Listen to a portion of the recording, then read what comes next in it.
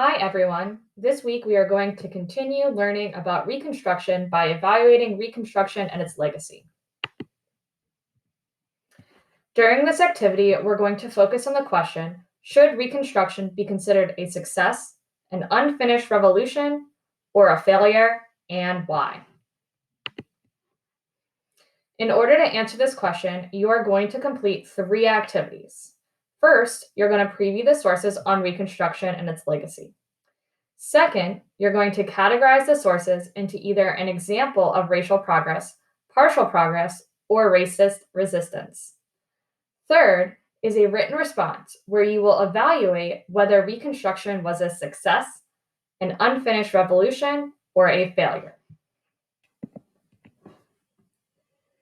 First, let's start with previewing each source. You are going to have access to the document called Reconstruction and Its Legacy, a documentary record. Here's what it looks like. In the document are 18 sources. When you preview the sources, you want to look at the source information, such as the author, the title, and the date. Consider the type of source. Is it an image, a legal document, a newspaper clipping? Scan the document. Does any information surprise or reaffirm your thinking about Reconstruction?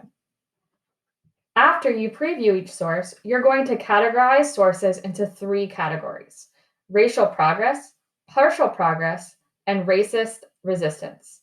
Let's take a look at the definition of each. Racial progress is when individuals or groups are accepted within society and given equal rights regardless of their race.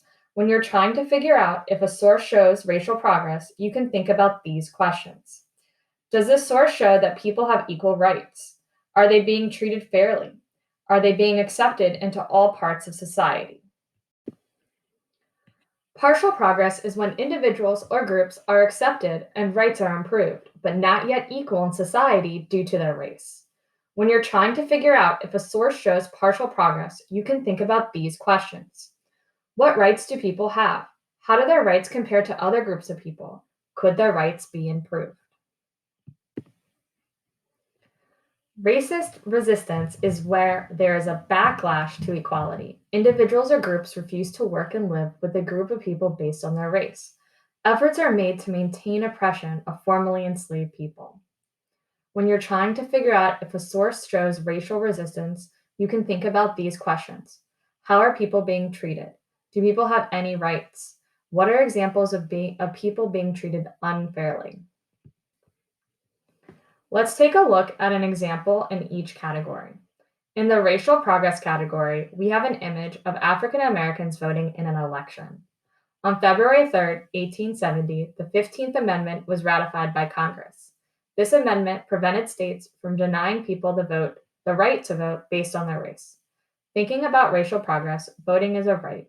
The picture shows African Americans having the right to vote, which means that it fits in the racial progress category.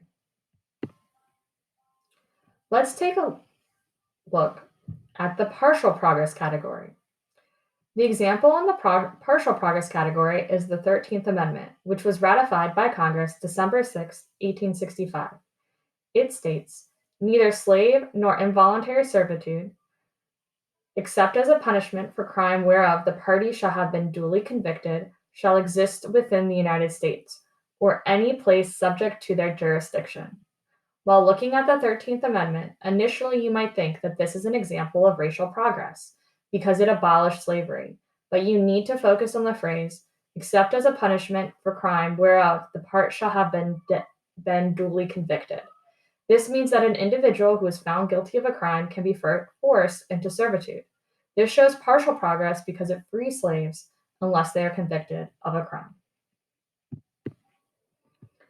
For racist resistance, you see an example of a campaign badge that supports Horatio Seymour and Francis Blair. These were Democratic candidates for President and Vice President of the United States. On the badge, it states, our ticket, our motto, this is a white man's country. Let the white men rule. Looking at our definition of racist resistance, this is an example of a backlash to equality. These men are running on the campaign motto that only white men should be in positions of power. This shows their unwillingness to work with people of other races and see African Americans as equal. Now it's your turn to evaluate and categorize evidence. Read back through the sources. You're going to select at least 3 sources for each category. So you're going to have 3 sources for racial progress, 3 sources for partial progress, and 3 sources for racist resistance. 9 total sources. You can categorize all the sources, but at a minimum, you need to have at least 9 sources.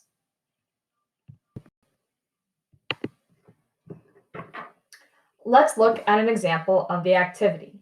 Depending on if you're using MyMCPS Classroom or Google Classroom, when you're selecting your sources, you'll either drag and drop or copy and paste the source. Source 1 is the 13th Amendment. In our model, we said it was an example of partial progress.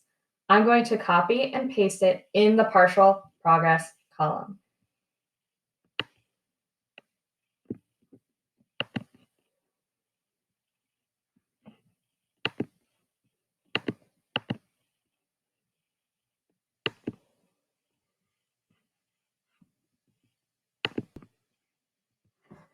After you finish categorizing at least 9 sources, you are now going to make a decision. Should Reconstruction be considered a success, an unfinished revolution, or a failure? You decide. Consider the sources you read and categorized. Think about to what extent were African Americans given equal rights and opportunities? Did these changes truly give African Americans equal rights? Was there room for continued improvement, or are they not being treated equally at all? Once you make your decision, you are now going to complete a written response answering our focus question based on the sources you analyzed.